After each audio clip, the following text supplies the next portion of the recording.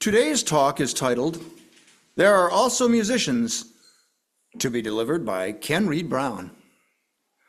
Reverend Brown is a minister emeritus, Reverend Ken Reed Brown is a minister emeritus at First Parish in Hingham Old Ship Church, having retired in 2022 after 35 years as minister there. Ken lives in Hingham, Massachusetts, with his wife, Susan. They have 3 grown and married children and 7 grandchildren. Ken earned a BA in philosophy from Haverford College and his Master of Divinity from the Starr King School for the Ministry in Berkeley, California. He currently serves as co-chair of the Interfaith Committee, which organizes the Listening to Other Voices speaker series at Glastonbury Abbey in Hingham, and on the Communications Committee of Elders Climate Action. Ken, please go ahead. Thank you, Ted. And great thanks to everyone, cutting the top of my head off here, who makes these services possible, both in person and online. I've seen and been part of lots of Zoom services, of course, over these last years, and nothing surpasses what you all do. Seamless use of slides and so on. It's really splendid. So thanks to everyone. I'll leave names out, so I won't begin. But whoever's today's worship host, Ted, our musicians, Tech, Randy, and I'm sure others, thanks so much. It is good to be here with you yet again, across the coast, across the continent, that is. I think it must be my 7th, 8th, or 9th time, because we started in the first year of the pandemic. I feel like you are my second congregation, my congregation away from home, which is quite lovely. There are a lot of ways to measure time passing. I think the first time I preached here, we had 3 grandchildren. Now we're up to 7, and in another month we're going to be up to 8. I think that might be all, but you never know with these young people. So anyway, good to be with you. Great to be here. Now, several years before I came to my first and final settlement, Old Ship Church, I taught music at a school in a nearby town. We were living in Cambridge, Massachusetts. A lot of you know the geography. Watertown is right nearby. And the school was in Watertown. This school, where I taught music for a few years, was specifically for children and youth who were profoundly autistic. As we know, autism is a spectrum, but these were seriously autistic kids and severely learning disabled kids, others, and youth. Without a doubt, though, as music teacher, I had the best job at the school. But I didn't start out knowing this. When I first arrived at the school, the music program, just an afternoon aid, so for a couple hours, the music program consisted of the students just playing those color-coded xylophones by reading the music that had notes in different colors. It was laborious for them, laborious for me. I was doing what I was told to do. We weren't making music. They weren't making music. But then a moment arrived, kind of epiphany. I was living at the time with a couple of college friends, one of whom, Garrett, after I shared with him about my new job, he was in medical school at the time, so he took a little time from his very busy schedule to listen to my woes, my frustrations with this new job I had. And then he recalled a music teacher that he had had growing up. He grew up in Washington, D.C., and their music teacher was a fellow by the name of John Langstaff. Now, I don't know, there may not be a West Coast phenomenon, but there's something back here called the Christmas Revels. It started at Sanders, I don't know where it started, but in DC, and then Sanders Theater at Harvard. It's an amazing program, and then it morphed into Spring Revels, and his music teacher was this amazing John Langstaff. And what Garrett said about him was that he was inspiring, and Garrett's not a particular musician, he likes music, but he inspired all the kids because he sang for them. And he brought in his, I think it was trumpet that he played, and he played the trumpet, no doubt, beautifully. Now, he was not teaching the music by rote or note by note on color-coded xylophones. Far from it. So having told me all that, Garrett suggested that I bring my guitar to the school, which I did. Changed everything. The students began to pay attention, most of them, and they had so many challenges. But before long, they became involved in making real music, each at their own level. The kids who really could, the higher level, academically, cognitively, who could make music by using those xylophones and really know they were playing tunes and so on, they did that. But for others, we clapped, we sang for the kids who could sing, we played drums, danced, and they would strum on my guitar or my banjo. It became quite wonderful over the course of the next 4 years altogether. I think of all the things I've done, I think I did something worth doing those 4 years. Not to mention the fact I met my future wife there at the same time. So it gave birth to a lot of things over the years. In other words, we began to have fun playing music, and whatever else music is, and however it touches us, it's often fun, sometimes fun in a very deep way, speaking to the heart or from the heart, deeply, hearts and souls. There's something about music, and you all know this, we all know this, that's fundamental to who we are as human beings. And that second reading, first two lines are beyond poignant, beyond haunting. Though there are torturers in the world, there are also musicians. And the poet doesn't claim that music can stop torture or end war. And it doesn't try to explain what is at first glance, well, at every glance, is an appalling juxtaposition in this world, this juxtaposition of terror and beauty, torturing and music. Simply names what we know to be true. There are torturers in the world and all manner of other horrific things. And there is also music, neither negating the other, coexisting in this world in which we live. Sadly, though, it can be all too easy to dismiss the importance of music when we face so many challenges. There's so much suffering in the world that cries out to be healed, challenges that demand to be met, including these days, so much. But these days, threats to our democracy and the very rule of law upon which our nation is founded. And it can sometimes be all too easy for some to dismiss the importance of music when the generally accepted wisdom, so-called, is that there's a technological solution to every problem. Now, there's a technological solution to a lot of problems. I'm talking to you because of amazing technology, but it's not the whole of life.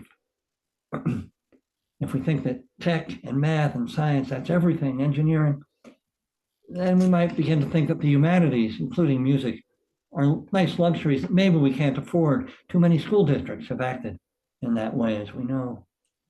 But gosh, I remember the look in the eyes of those children. And we got to the point where we were putting on Christmas programs, and the kids participated each as they could.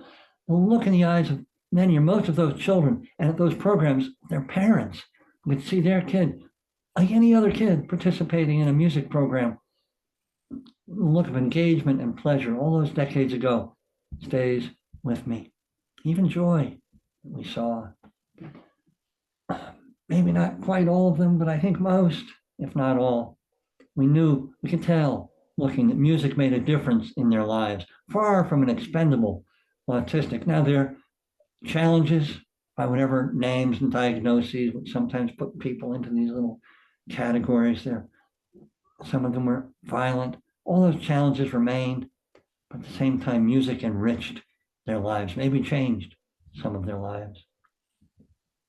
And there's this too. I expect many of you have experienced this. If you've had a loved one or a friend living in assisted living or a nursing home, particularly if they're beginning to be cognitively impaired, decline in that regard.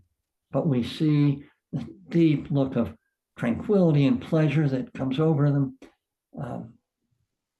when a melody from their younger days, or just a beautiful melody comes, or they begin singing. If they don't, they may not be able to speak much, but they start singing when a familiar song comes. It makes it clear as a bell that music is not an expendable luxury for them. The neurologist Oliver Sacks, many of you have read some of his work. He had a book called Musicophilia, our love of music, our attraction to music. In a chapter about this, about the way music remains unimpaired among many who are otherwise impaired, losing their memory. In a chapter filled with one anecdote after another, he illustrates this, how this ability to enjoy and even make music remains. Sacks noted how fundamental and universal music is to being human, and yet how often we trivialize it. You walk through the supermarket and there's music playing, you might hear it, you might not, might be a familiar tune, you might like it, but mostly you're not paying attention. We're saturated with music. Or if you're interminably on hold and the music, the quality isn't very good to begin with, the sound quality, and it goes on and on. The only good experience I can remember with hold music was not long ago. I was on hold for something, and the hold music was bluegrass. It was really good. I could have listened for a long time. For better or worse, I didn't. And the person came on the line. But we trivialize music in so many ways in our culture, even though we're saturated with it. Oliver Sacks wrote this in that chapter. He said, for those who are lost in dementia, music is no luxury, but a necessity. A necessity, and can have a power, he wrote, beyond anything else to restore them to themselves and to others, at least for a while.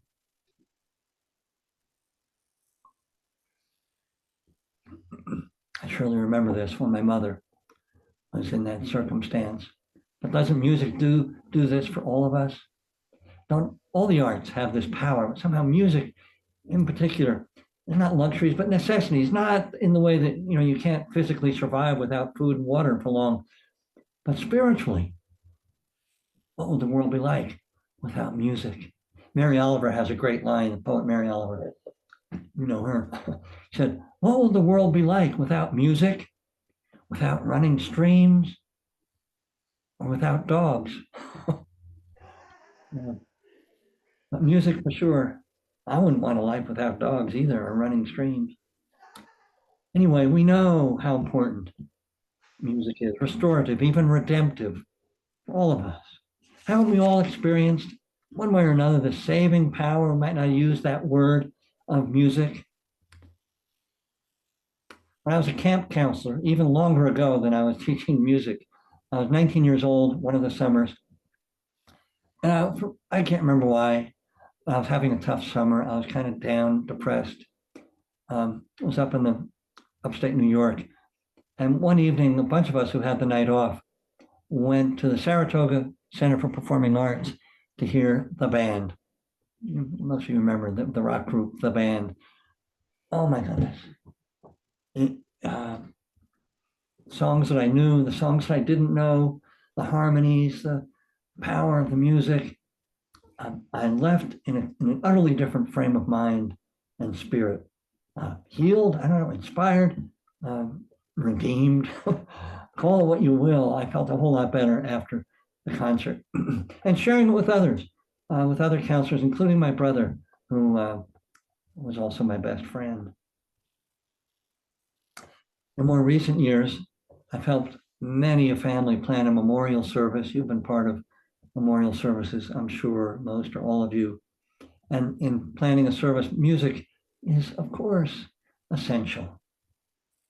Might be a favorite hymn, might be Amazing Grace, might be Sinatra, might be Lennon, McCartney, whatever it is, but whatever the music that's chosen for a particular reason, it has the power often to bring our dear one a little more closely back into our hearts, even though they're physically not with us any longer. And it helps us who are mourning to begin the process of healing in our grief. This was certainly true for me as I listened to Debussy's Clair de Lune, later on in the service, Blue Skies, No blue skies, nothing but blue skies.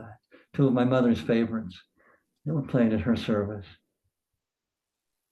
A good case can also be made that music is essential to our lives on larger scales as well, maybe even including the health of our democracy.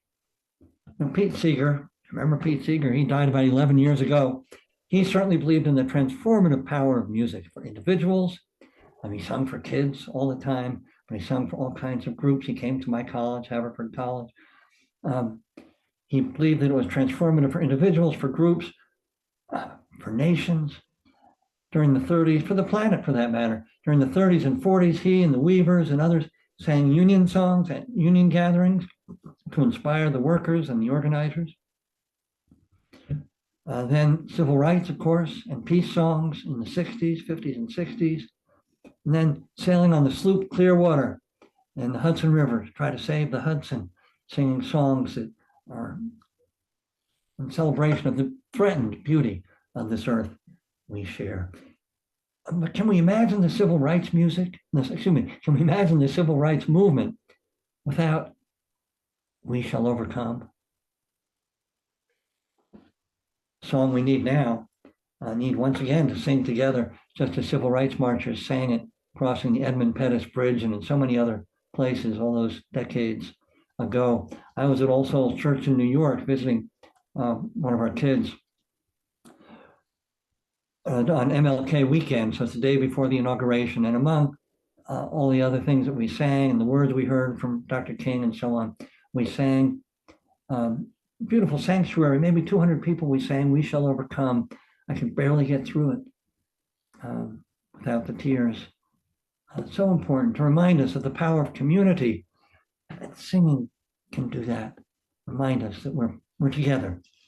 But we still need to organize, write letters, march, vote, and music can be the heartbeat of any movement for social change. When it's not, something is lost. Something is lost.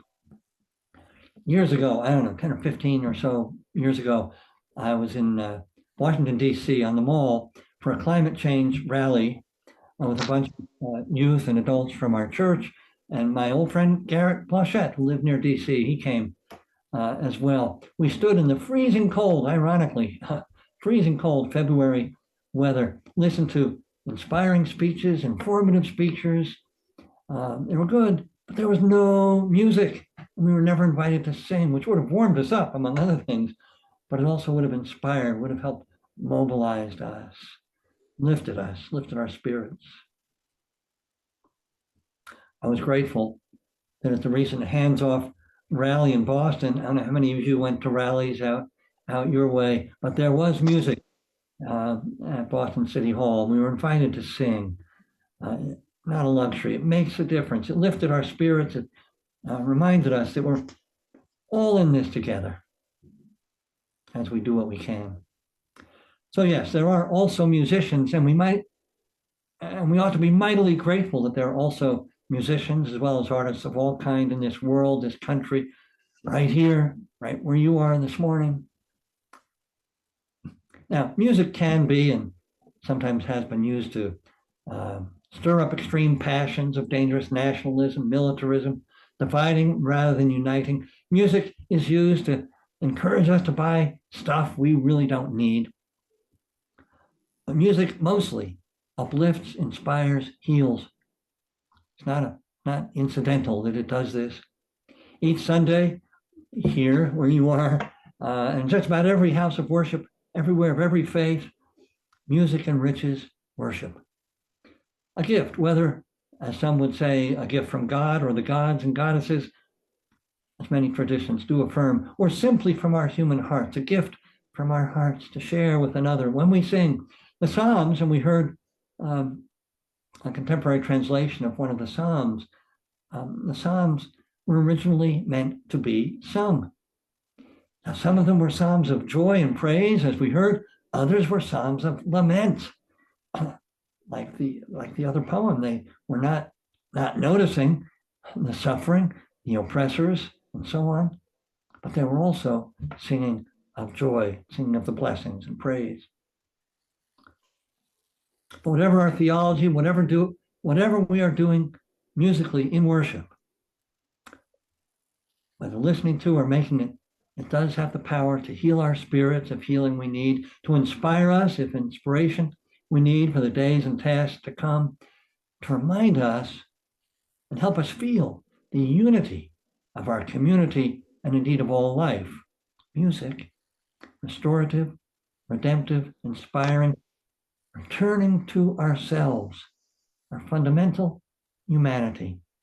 Just singing together reminds us that we're part of not just whatever community to which we're singing, but part of the chorus of life, echoing the music of the spheres, as some put it, harmonies, harmonious universe like a harp, as one poet once said. The harmony of all life in spite of whatever surface discord, suffering, and violence, which is indeed terrible. Did you know that singing, when we sing together, our heartbeats begin to synchronize? Isn't that a beautiful thought? Probably our brain waves too. We may not, be able to measure it, but we kind of feel it. We feel more together the more we sing together. So, yes, indeed, we know of the suffering, the torture, the war, the violence, the injustice in the world. We know of threats to the natural world, the earth, our home, our democracy. And we know that there are things we can and are ethically called to do, which I'm sure all of you do, to meet such challenges.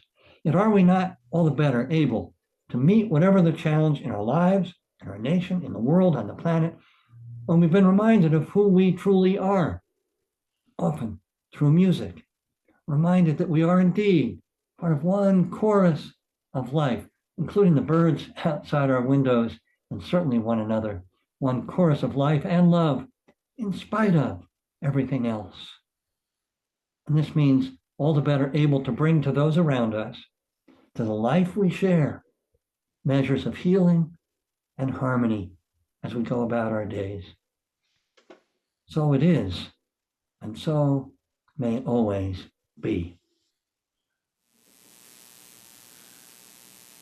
Thank you, Ken. I've heard you speak so many times and always compelling and engaging. We shall overcome. Yeah, thank you, Ted. Yes, we shall. Rebirth of democracy is just a little ways away, and we're part of it.